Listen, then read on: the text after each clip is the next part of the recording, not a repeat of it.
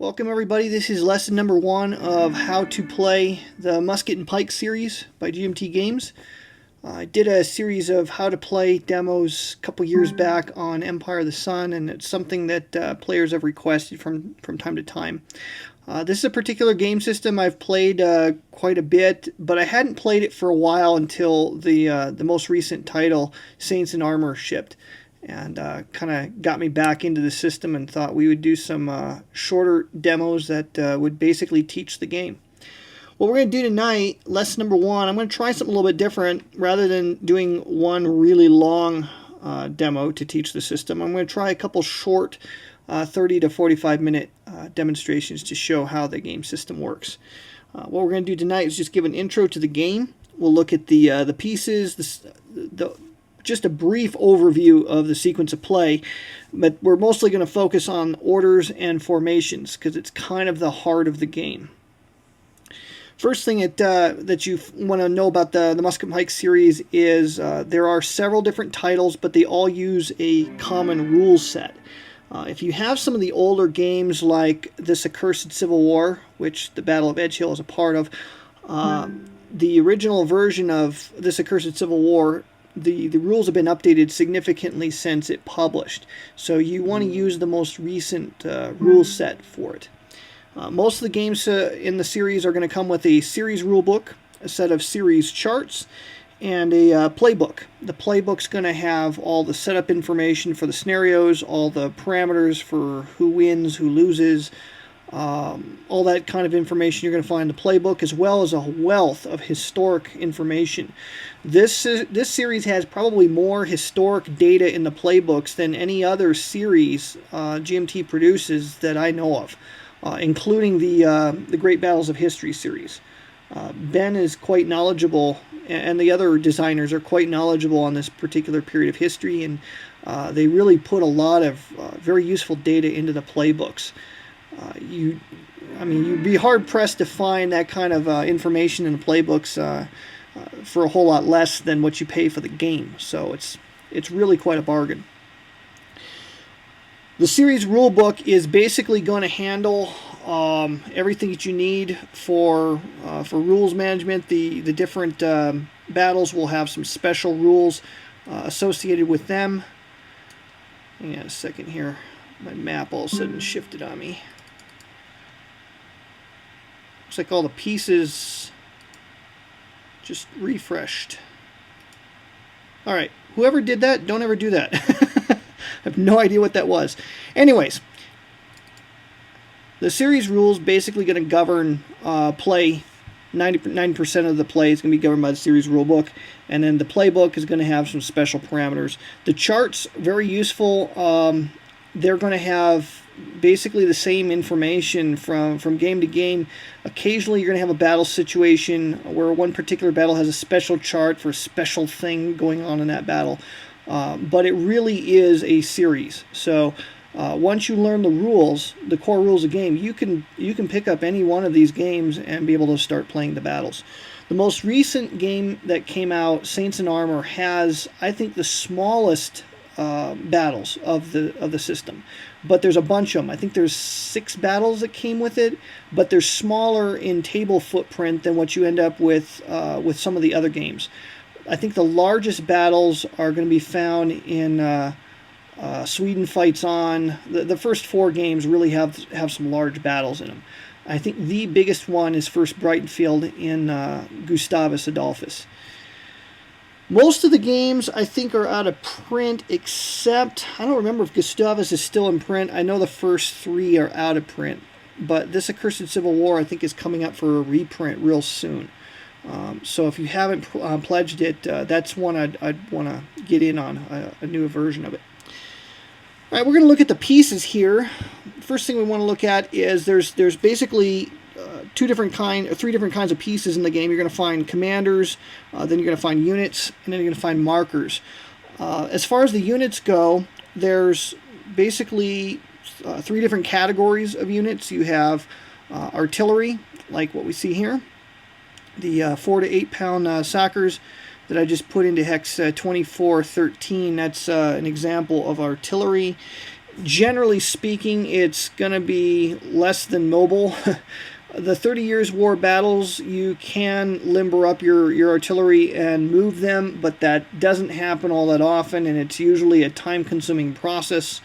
In the Saints in Armor, as well as this accursed Civil War, the artillery is completely immobile. It doesn't have any movement points, and so where you position them at the battle start is where they remain for the duration of the contest. You also have cavalry in the game. There's a couple different classes of cavalry. We only find one in the Battle of Edge Hill. You'll find some others in the other battles. Basically, what you're going to find is anything without a letter on it is going to be considered heavy cavalry. Occasionally, you'll find one where it has the letter A associated with the red number down the lower left-hand corner. I think it's, or maybe it's with the strength point. Actually, it might be with the strength points. The number in the white box. So if they find a prefix A, that means they're equipped with the arquebus, and they're considered arquebusiers. So they're technically not heavy cavalry. They're their own class when it comes to close combat. You also come with some special. You'll find some special Polish classes of cavalry, hussars and whatnot, in the Gustavus Adolphus set. There's a couple Polish battles where you have some special Polish classes of cavalry, and the special rules for that particular game deal with them, as well as what they call Croats. You'll find some Croats in that game, as well as in the new Saints in Armor, which we don't find in Edge Hill. But for the most part, most of the cavalry you're going to encounter in the game system is going to be considered heavy cavalry. It's going to have 2 numbers associated with it. We'll talk about those in just a moment.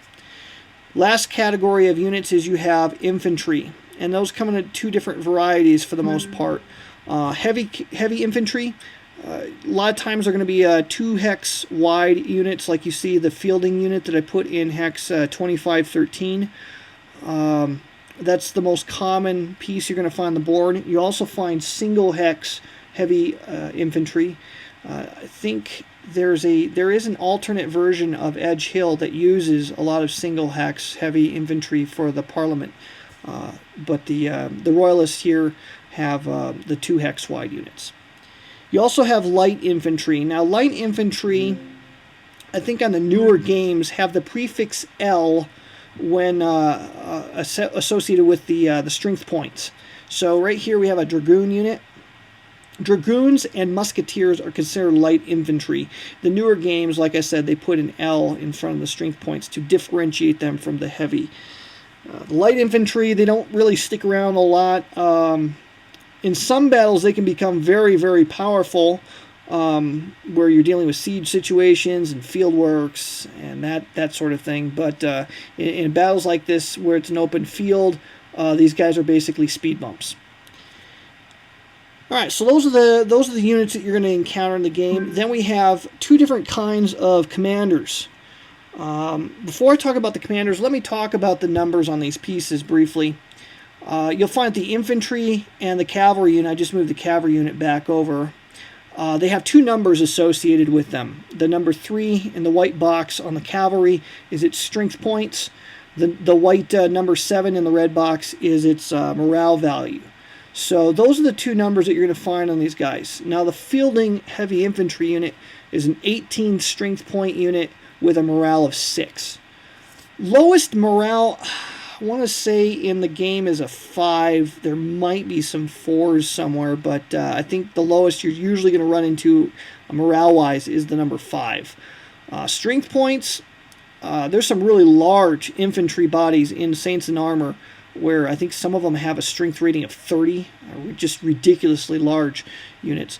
Most of the light units are going to be 1 strength or 2 strength. Occasionally you'll find some large 4 and 5 strengthers. In the Saints in Armor, there's a couple holding action battles where the Protestant faction is attempting to withdraw from the field, and they're using light infantry body to cover the withdrawal, and those are given a higher strength rating. On the artillery, you have a different set of numbers. In the red box, of course, you have the morale rating. Every artillery unit has that. And then you have 2 numbers separated by a dash. The number on the left, the smaller number, is its grazing fire range. This unit here can, assuming that it's firing across an open field where there's no changes in elevation, it can basically fire its effect into 4 hexes contiguously. So just to give you an example of that, let me just move this here. We'll talk more about grazing fire when we get into the combat portion of the game. Here's a good place to put it. I'm going to put it in hex 2010, and I'll draw your attention to hexes 1910, 1811, 1711, and 1612. Basically in a straight line. Let me put some pieces in here so you can see what I'm talking about. I'll put some salvo markers in the empty hexes. If this Sacker's artillery piece were to fire along that hex grain there, it would basically impact both the heavy infantry of Essex and the the Lord General's heavy infantry behind it. So grazing fire can be really, really nasty. It can hit more than one unit in a row. So that's what the first number on a artillery piece is for. The second number on the artillery piece is its maximum range. So the 4 to 8 pound cannon can only shoot up to 14 hexes across. Alright, you're going to find different classes of heavy artillery. You usually find, 3-pounders? I think they're called falconers or something like that in the English Civil War. And then the 4 to 8 pound Sackers, and then the culverins are the 12-pounders. You will also find in some of the games that you have double-sized artillery units. The hex counter is the counter is just a 1-hex counter, but they have a greater concentration of guns in that particular unit, and so it's given a little bit of a boost in its firepower. So those are the core units of the game that you're going to be using in any of the Musket and Pike series contests. Now the command system's really kind of the heart of the game, so I want to take a look at that tonight, and the commanders are what drive that order system. So let's look at our commanders here. I'm going to look at the parliamentary side. I'll just drag a couple of these guys out. There's basically 2 different kinds of commanders. You have an army commander, and then you have usually 3. Sometimes you'll have 4 different formations in a particular side in a battle of what are called wing commanders. So here in Edge Hill, you have the King Charles. He's the army commander on the parliamentary side. The army commanders have a single rating on it. It's either the number 0 or it's going to be a modifier like a -1. Those are the better army commanders. The elite army commanders are given a -2. For example, in Saints in Armor, the commander Tilly on the Catholic side has a -2. He's a very capable leader. On the wing commanders, they're also given a number. It's going to be a 0, a -1, or a -2, but they're also given a letter abbreviation that is associated with their formation. Now, the older games in the series didn't print the formation identification on the counters. It was incumbent on the players to remember which units are actually associated with a particular formation, much like if you're playing simple Great Battles of History. The newer games have an abbreviation like a letter. So, for example, Lord Wilmot has the letter L, which means he's a part of the parliamentary left formation. So, in reality, what he does is he commands all, I'll just move them all at once so you can see. He commands all these guys, all these dragoons and the cavalry here, if I'm not mistaken. Anyways, on the newer games, all those guys, they would have a letter L on them to associate them with that particular formation. But it's usually not hard to remember which units are part of what formation. Alright, so those are the 2 different kinds of commanders. Go ahead and put these guys back. Now you'll notice that Lord Wilmot has the he's got a charge tag across his counter. There are some orders counters that you're going to use in the physical copy of the game to show what orders a particular formation are under. That's an important part of the game that we're going to talk about tonight. One last thing here before we end this first segment regarding the different formations. Usually, as I said earlier, there's going to be 3 divisions. This is a real set-piece battle here. You have on the Parliament, or excuse me, on the Royalist side, you have Prince Rupert over on the far right. He's an elite leader. He's also reckoned the senior officer or the senior wing commander in the army. If King Charles I is killed in battle, then Prince Rupert would become the army commander, and a replacement for Prince Rupert would then take command of Prince Rupert's formation. He commands the heavy cavalry, the dragoons, and the musketeers, I believe, on the right-hand side of the battle.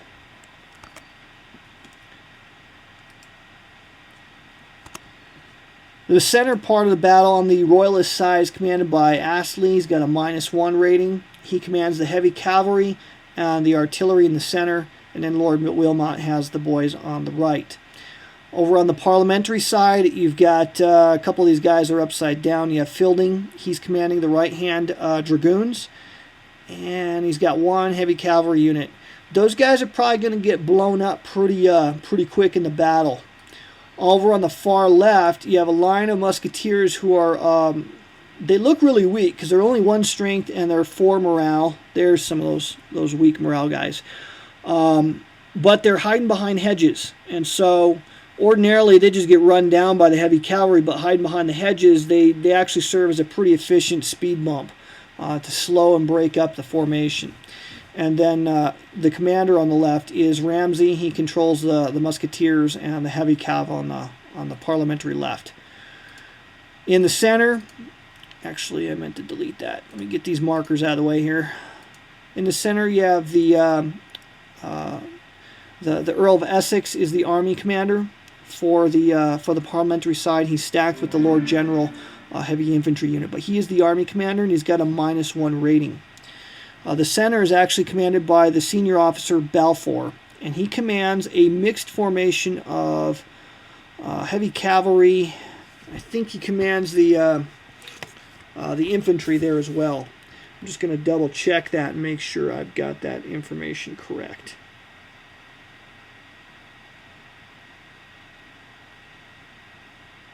Yep, that appears to be right.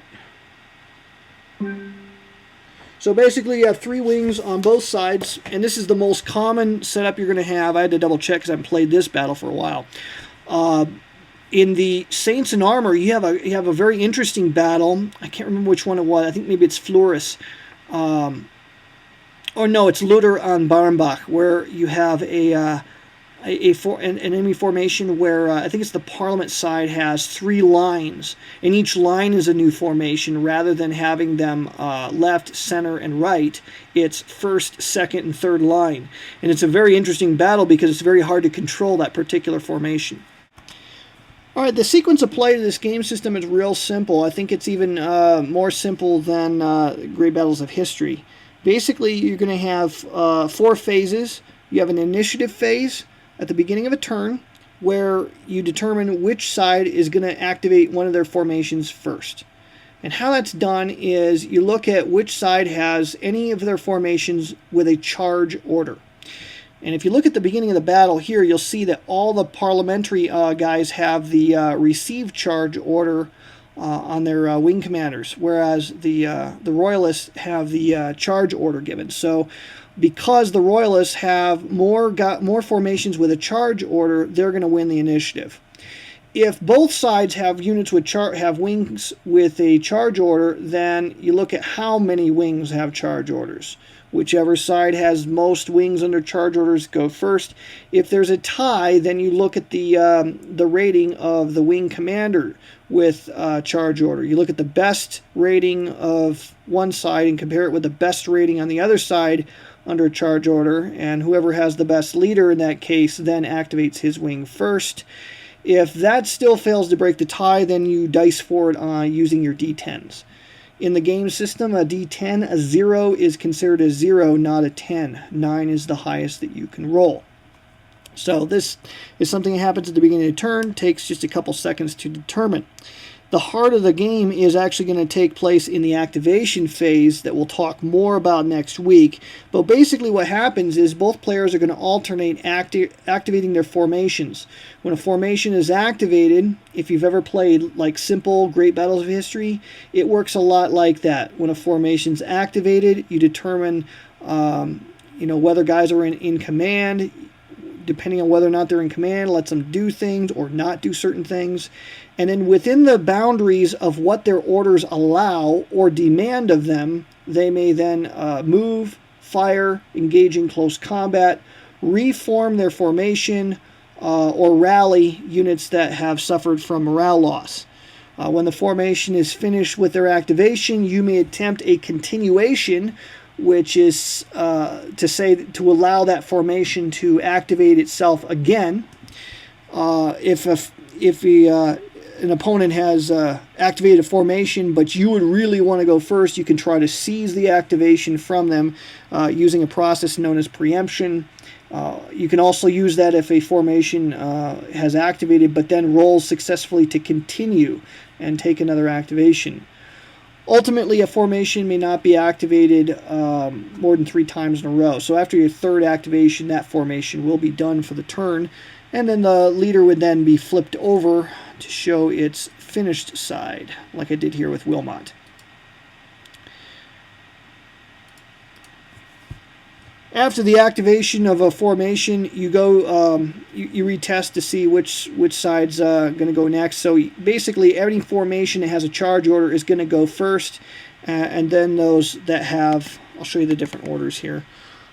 Make ready is the second type of order. I use Wilmot as an example.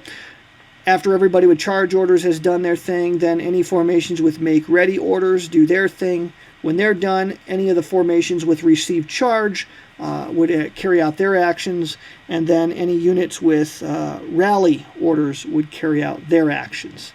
So and it goes back and forth between the two sides until all of the wing commanders have been flipped over to their finished side and have finished their actions for that turn. After that's done, then any of the units that have their morale in a broken state will conduct route movement toward their retreat edge, which is determined by the scenario-specific rules. Example, in Edge Hill, the bottom of the map here in Vassal would be the retreat edge for the Royalists and the top edge for the Parliament. So anybody with morale broken status would be moving full speed towards those edges, potentially even moving off the edge of the map and then being thus eliminated from play. Once everybody's routed, you remove certain markers like salvo markers. It's a miscellaneous cleanup phase. All the finished leaders get flipped over to the ready side. The artillery can only fire once per turn, even if the formation continues. For the artillery, once it fires once per turn, period. That's it. But at the marker removal phase, it would then reset to its unfired side. Now, orders are the heart of the game because orders really determine what a formation can and cannot do and what it must do in certain cases. Some orders require certain actions of the units in that formation. So tonight what I want to do, spend the most time on, is looking at the different orders in the game system. Once you understand these orders inside and out, then you'll be able to play the game well. If you don't understand the orders and how to use them properly, you'll find that the battle spins out of control very quickly on you. Making the most of the order system is really the key to success. So let's look at these. The first order, there's basically 4 orders that a wing can be in. And when a wing is marked with orders, every unit in that formation has those orders, whether you want them to or not. You can never have one unit in a formation with one order and another unit in that same formation with a different order. Okay, now you got 3 formations here for the Royalists. You have the left, the center, and the right. Each of those can have their own orders. They don't all have to have the same orders. But within those formations, everybody's considered to have those orders. Now, there are certain exceptions to how the orders work. For example, with artillery, artillery is given a pass on the charge order, requires certain actions of those units, namely involving movement. Any orders that require movement, the artillery is given a pass on it, and artillery is also always considered to be in command regardless of its proximity to the wing commander. So here's how charge orders work. Charge orders have a number of benefits, but it has one very important requirement. Any units under charge orders, when that formation is activated, those units must move towards the closest enemy unit that does not already have a friendly unit adjacent to it. So when you're under charge orders, you have to move toward the enemy whether you want to or not. Now, I say whether you want to or not, and it may sound kind of silly because why would you put them under charge orders knowing that that's the requirement? Well, things might start out with you wanting to move toward them, but as those close combats progress, you may not want to continue the charge. If you don't want to continue the charge, you have to change your orders and get your guys out of that. Otherwise, they will continue to drive on the opponent until everybody in the formation is either broken up, morale-wise or formation-wise. Let me explain how you determine whether units are in command. Basically, units are in command based on their proximity to the wing commander and also to another unit that is also within range of its wing commander. Cavalry are in command if they're within 3 hexes of their wing commander, or if they're within 3 hexes of another unit that is itself in command. So you can kind of daisy chain how this works. For example, Lord Wilmot here is stacked with a cavalry unit. If I take this other heavy cav and I move it 3 hexes away like this, he's still in command. Now, if he is over here, he is not in command. Command is adjudicated when the unit activates. Now, when you activate a formation, the units within that formation will activate one at a time. It's done sequentially. So when this takes place, the cavalry unit here, when he is activated, if nothing else changed, when you activate this heavy cav, he must first try to move back into command if at all possible. So if you activate a unit in a formation and he is at that instant reckoned to be out of command, he must at that moment, regardless of his formation's orders, and sometimes in direct violation of those orders, must move closer to his wing commander or another unit so as to put himself back in command. The instant he comes back into command, he is then allowed to continue to move normally. He regains his freedom of action and can even move out of command once again. So for this guy here, let me see how to move him around here. All right, it's Q. All right, so let's say this guy here, he's out of command, so he needs to rotate. He would actually spend 2 movement points to pivot twice, and then he would move back. Now he's 3 hexes away from his wing commander or another unit that's in command, and then he can activate normally from this point. Having already spent 3 movement points, he can go 4, 5, and then he can continue to move from there.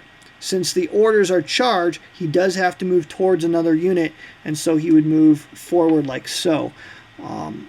Cavalry units, we'll talk more about them, about movement next week, but cavalry units have a movement rating of 8 when they're activated. Point is, when a formation is activated and you start to sequentially go through activating each unit one by one, when a unit activates, you have to determine its command status. Now, a wing commander can move once per turn, and he moves basically like a cavalry unit. He's got a movement rating of 8, and he can move around the map once. So you can actually take your wing commander and move him someplace to put guys in command before those guys actually themselves activate. So that's something else to keep in mind. But those leaders, they can only move once during that activation. They can move with a unit that they're stacked with, or they can move independently of that unit. The point is they can only move once during that particular action cycle. So what's the advantages to charge? Well, here's the ups and downs of charge orders. Units under charge orders have to move closer to enemy units. The bottom line is that's the only way you're going to get adjacent to an enemy unit to engage in close combat or fire combat in order to drive your enemy off the field. That's not exactly true. There are some other ways you can get adjacent to them. You could let your opponent come at you, but the only way for you to initiate that contact apart from an interception, which is something that cavalry can do, is to actually be under charge orders, move adjacent, and then start shooting or using close combat. The problem with charge orders is that you have to continue to charge. The other problem with charge orders is you cannot rally or reform your formations. I'll talk about formations in just a moment. When you're under charge orders, cavalry units have a 60% chance of intercepting. So if you are approaching an enemy line of cavalry and that enemy line of cavalry are under charge orders, there is a 60% chance, if their owner desires to roll for it, that they will cause an intercept and countercharge you. So be aware of that. There's a very high probability of countercharge, or they call it intercept in this game system. There's also a 40% chance of continuation. If you're under charge orders, that is your best formation for rolling continuation at the end of your action. When everybody in the wing has done their actions for that turn, then you roll for continuation if you want. If you want to do that with a formation, a wing that's under charge orders, you have a 40% chance of success, which is then modified by the rating of the wing commander. So units under a wing commander with a -1, they would actually get they would actually have a 50% chance of continuation, and then units like under like the Royalist Right under Prince Rupert would have a 60% chance of continuation. So high probability of intercept, high probability of continuation, or highest possible possibility of continuation, I should say. Whenever a wing is activated, right before that wing does anything, the other player has the opportunity to seize the activation through what we call preemption. So a unit that's under a wing that's under charge orders has a 50% chance of preemption before you actually factor in the capability of its wing commander. So charging gives you high probability of intercept, continuation, and preemption. That's its strengths. Its weaknesses that you cannot rally, you cannot reform, and as that formation engages in close combat, its formations are going to degrade, and eventually you're going to have to leave charge formation in order to reform your units because they become less and less combat capable. So charge orders, that's what's going to move you across the field, get you into the enemy's face, and potentially drive them from the field. However, the capabilities of those units will degrade as combat progresses, and so you have to make use of the other formations. Make Ready is the next formation we can talk about here. Under Make Ready, you have total freedom of movement. You can move closer to the enemy, you can move further from the enemy if you want. However, you cannot voluntarily move adjacent to an enemy unless you use an intercept, which is a reactive form of movement which takes place during your opponent's activation. So if I'm moving these Royalists and I get within 4 hexes of a parliamentary cavalry unit, that cavalry unit can engage in an intercept regardless of its orders. So Make Ready gives you freedom of movement, but you can't voluntarily move adjacent to an enemy unit. You can reform under a Make Ready order. What is reform? I'll talk about that when we talk about the formations in just a moment. But basically, like I said, when you engage in combat, the formations of cavalry become degraded, and their combat effectiveness is also degraded. To restore that, you have to reform the lines, and you can do that to a minimal degree under Make Ready orders. And it requires that the wing commander be in or adjacent, in an adjacent hex to the unit that wishes to reform its formation and improve its combat effectiveness. And when you do a reform, basically you're doing that in lieu of any movement or combat during that unit's activation. So make ready does allow you to reform your formations, but only in the wing commander's hex or in an adjacent hex. Make ready does give you a 50% chance of an intercept for cavalry before factoring in the wing commander's abilities. You got a 30% chance of continuation before factoring in wing commanders, and also a 40% chance of preemption. So it's kind of a general purpose formation to set up a charge. So make ready allows you to maneuver your guys, get into position, and then you want to shift into charge on your next action, and then plow into the enemy. Ideally, you move into position with make ready, which gives you freedom of movement, and then you roll a successful continuation, and then change your orders over into a charge. When a formation is activated, the very first thing you must do after determining if any preemption takes place and an opponent, you got to find out if your opponent wants to steal the activation. If he does steal the activation away from you through preemption, let's say I'm taking Lord Wilmot here and I want to activate him. If he gets preempted, basically you're going to mark him with find a marker here in the module. You're going to mark him with a bypass marker. What that means is he's not finished. It's just that his activation's been put on hold pending the outcome of the formation that just stole the action. So if the Parliament steals this activation using, let's say, Fielding's formation, Fielding does his thing, he finishes his action, he can roll for continuation, but once he's done, once he's finished, then the play would immediately go back to whatever formation was bypassed. Another scenario that can happen is if Lord Wilmot here has finished his activation for a turn and he's going to continue, he rolls successfully for a continuation. After rolling for a continuation, the play passes around and the opponent gets an opportunity to do a preemption. If you preempt a formation that has just successfully rolled continuation, then that formation is finished. It's not bypassed.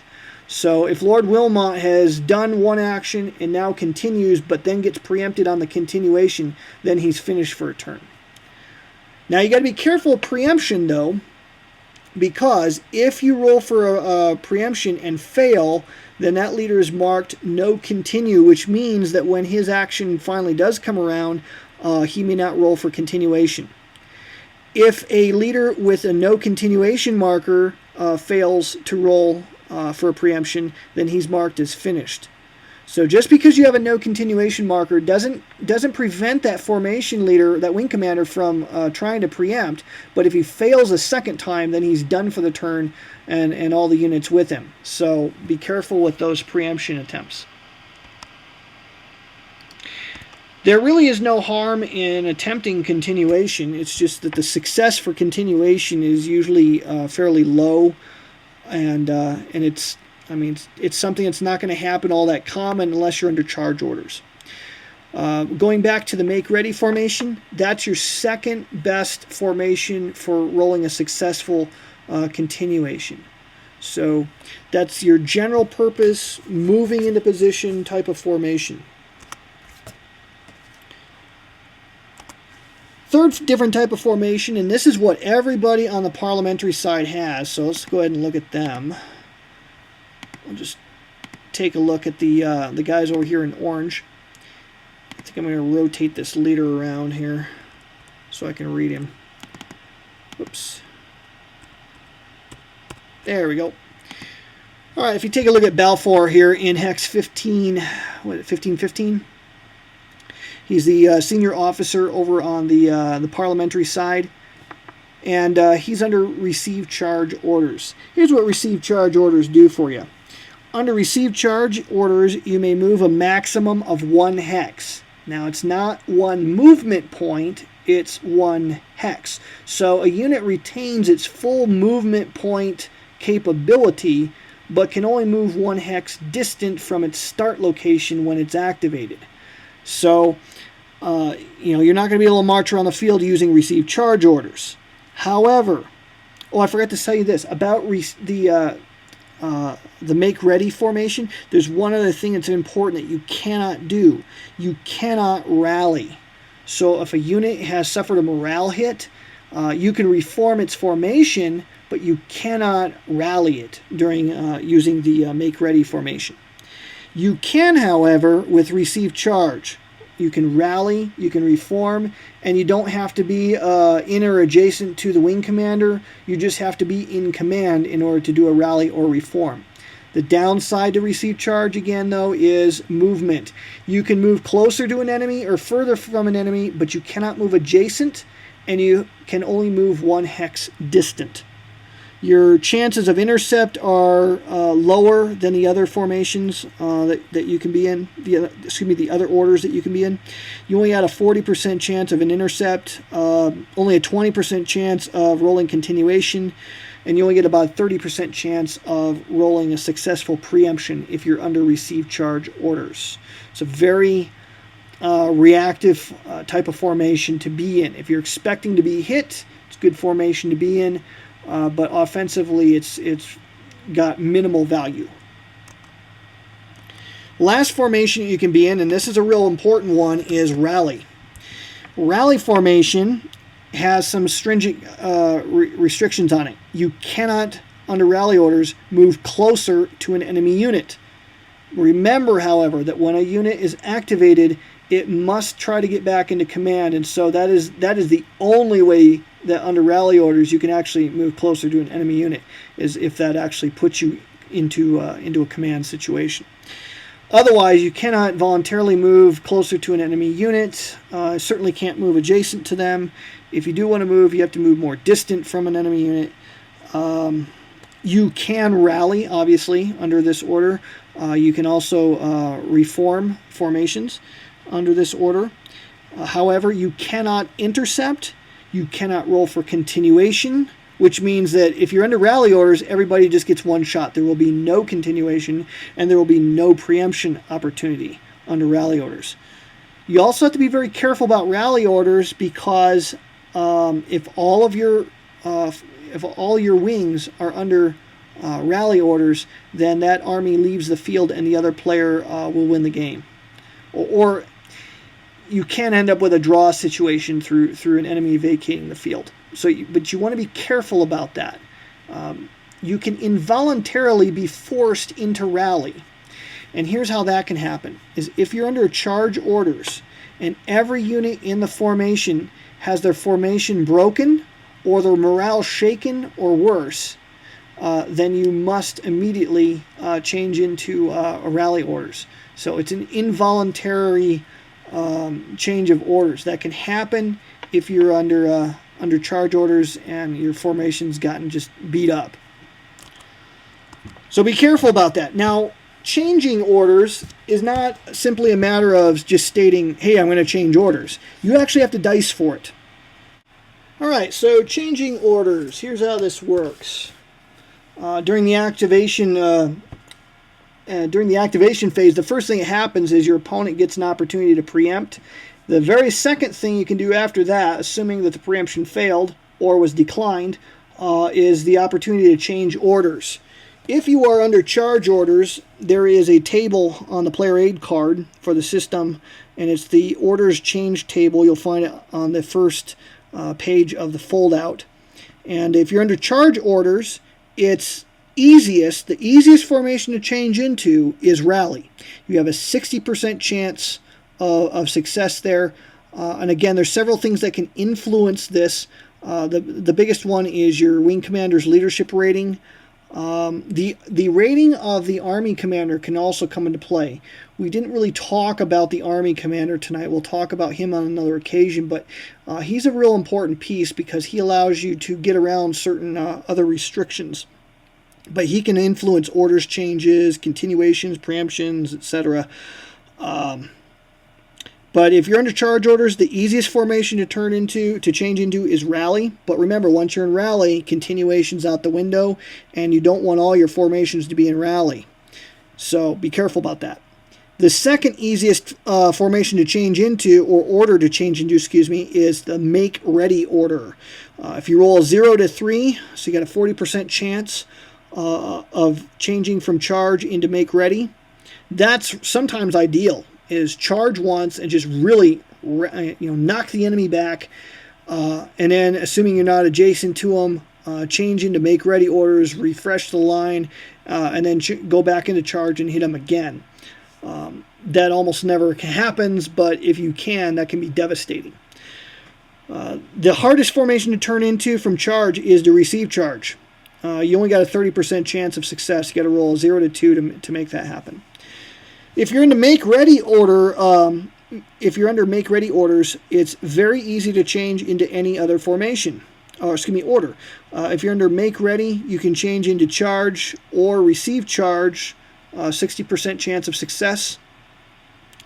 If you're in make ready orders and you want to change into rally, you got a 70% chance of success. So that's really a great formation to a great transitional order to be under. If you're under the receive charge order, it's very easy to turn back into make ready. It's less easy to go into a rally. You got a 60% chance of going into make ready, only a 50% chance of going into rally, a 40% chance of going from receive charge into charge. If you're into rally orders, pay attention to this, because when you're into rally orders, you don't want to stay in that for very long, because you can't continue, you can't preempt, you can't intercept. Everybody's just kind of stuck. So if you go into rally, you don't want to stay there long, but you only got a 20% chance of going from rally to charge. You got a 50% chance of going from rally to make ready. That's your best bet. You got a 40% chance of going from rally to receive charge. And again, those are just the native odds without any other modifiers. Now, I realize tonight I have used the word order, the word formation, when I should have used the word order. We've covered the 4 key orders that wings will be under. Let me go over very quickly the different formations that a given unit can be in. There are 6 different formations that a given unit can be in, and I'm going to use the Wentworth heavy infantry here as our example. What you have here, a unit without any other formation markers on them that are on their front side, is considered to be formation normal. A unit that's under formation normal is basically fully functional. Not much more to say there. Now, when you engage in shot combat, or what they call close combat in here, or if you're hit by enemy artillery, the most common thing that's going to happen with an enemy artillery hit is your formation will take what's called a formation hit. When they take a formation hit and your formation normal, then the unit flips over and goes into formation shaken. Units under formation shaken are still functional but less capable. They have a slower movement rating. Their movement rating is halved. They're less functional in using their musketry in fire combat, and they are less capable in close combat, and potentially more vulnerable to enemy assault in close combat. But they're not immobile. You can still move them around. They can still fight. They can still shoot. If it takes another formation hit, it would then become what's called formation broken. So let me find out how to do that here in the module. I think it's Control F. Okay, there we go. In a physical game, you'd actually mark it with a yellow FB counter for formation broken. And it'll have a 0 MPs on it, indicating that you have no movement capability. Broken formation units are immobile. They're certainly less functional in fire, and they're also less functional in close combat. Actually, they can be quite vulnerable to close combat. So you got to watch out for being formation broken, and this will happen through close combat. Every time you engage in close combat, you will take a formation hit, whether you were successful in the attack or the defense or not. So basically, a given unit gets 2 close combats, and it'll be in formation broken status. So you can see how a charge is going to start to fall apart pretty quickly, and you're going to need to reform the formation. Now remember, you cannot reform the formation if you're under charge orders, so that means you got to go to a rally, a receive charge, or you got to go to make ready and then have a wing commander or an army commander around to change that situation for you. So that's how the formations are going to start to fall apart. Heavy infantry can adopt a third formation, or excuse me, a fourth formation known as the hedgehog. So that's a special formation here. Let me see. Okay, it's Control H. All right, hedgehog formation has a benefit, but it's also got some serious drawbacks. A hedgehog formation is immobile. You can't move. You cannot fire. It's very tough to attack, close combat. Let me double check that. I might be wrong about it not being able to move. Let me just confirm I said that right. Okay, you cannot voluntarily move. You can. I think you can be forced to move back or something like that in combat. You can't voluntarily move, so you're pretty much immobile. You're very tough to attack in close combat, but you have no fire capability. So other guys can come march right up to you and basically just blaze away and shoot you to smithereens. So you got to be careful about this formation.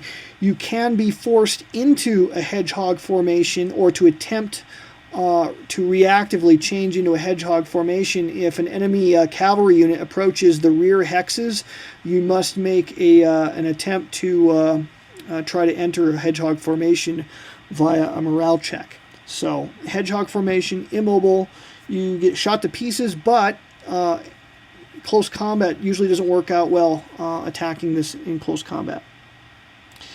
You can also adopt what's called open order. Go back over here. Open order is kind of like formation shaken, except that you're fully functional on movement. And also, when you're moving in open order and you're moving through some rough terrain, you don't take any formation hits. Certain types of terrain, like these hedges that you see over here on the right side of the screen, or the hedge-lined roads in Hex 3005, 2905, etc., will cause a unit to lose its formation. So as soon as one of these guys goes over one of these hedges or into a hedge-lined road, they immediately take a formation hit. Okay, they move into a second one, they become formation broken, and as soon as you become formation broken, you may not continue to move, even though you still have movement points remaining. And by the way, if you go formation shaken due to a formation hit taken by entering a certain type of terrain, you don't lose movement points. You still maintain your the full amount of points that you started the action with, but the instant you hit formation broken status, you must instantly stop. Now, if you're in open order, you can move right through that stuff. You still have to pay the terrain costs, but it doesn't impact the formation. The problem with open order is, though, as soon as you do take a formation hit, like from close combat, you go to straight from open order to formation broken. So understand it's a good way to get around tough terrain, but sometimes not the best way for you to launch an attack, because you won't be able to sustain it. The very first shot combat you go into, or close combat you go into, it's going to go formation broken, and then you can't move anymore until you refresh the formation, until you reorder the line. So open order, you're going to find it very useful in certain battlefields, but be aware of its drawbacks. You're going to be less capable in both close combat and in fire combat, but you will move around the battlefield more effectively. Last formation is column. Now, column is, here's a column marker here. Column is something that you really can only use if the scenario lets you use it. So it's not something you're not going to use column voluntarily unless a scenario permits that particular activity. When you're in column, I want to say the right-hand side of the counter becomes the head of the column, and it's going to move along that. Basically, it's going to move straight ahead, and then when you turn, it's going to drag the tail behind it. Allows you to move very quickly across the battlefield, but you're basically and you don't take any hits from terrain, but you're very vulnerable in combat. If you're attacked in any way, you instantly go to morale broken before the combat's even resolved. So column is something you really don't want to be marching in the presence of the enemy with. So that's pretty much it on formations. That's the order system and just a brief rundown on the sequence of play. And what we'll do in lesson number 2 is we'll begin to put some of this stuff together and talk about movement. We'll talk about some of the combat you can do using fire combat and close combat. And we'll talk about our army commanders. The army commanders are very important because they allow you to bypass certain things that your orders wouldn't let you do. Your army commander can do. The army commander can, if he's got a modifier, he can influence the preemption, continuation attempts. So he becomes a very important piece, but you want to be careful how you use him too. You certainly don't want to let him get killed. Your wing commanders and your army commanders, they can be killed in fire combat as well as close combat. They can also be dragged off the field. If a unit routes off the field, they will drag the leaders stacked with them right off the battlefield, and you usually don't see the original leader come back. Usually you're stuck with a replacement of inferior quality. Leaders can also disappear with on a pursuit, and the cavalry in this accursed civil war are very, very prone to pursuit, which means after they defeat an enemy cavalry unit, they have a tendency to eliminate that cavalry unit, but then also pursue off the field and no longer take part in the rest of the battle. The general course of the battles is that the cavalry on both wings duke it out, and the center lines are going to eventually come together, but whoever wins the cavalry battle on the wings is going to have an edge in the infantry fight because they can then begin to bring their cavalry around against the flanks and the vulnerable rears of these musket and pike formations, and then give their infantry the edge in the final showdown. The object of the game is to win victory points by destroying enemy pieces. The victory points are actually summarized in the rule book. Dragoons, musketeers, light infantry, basically they don't cost you, they're not worth anything victory point wise at the end of a battle. The most valuable pieces are actually some of the most vulnerable pieces, and that's your artillery.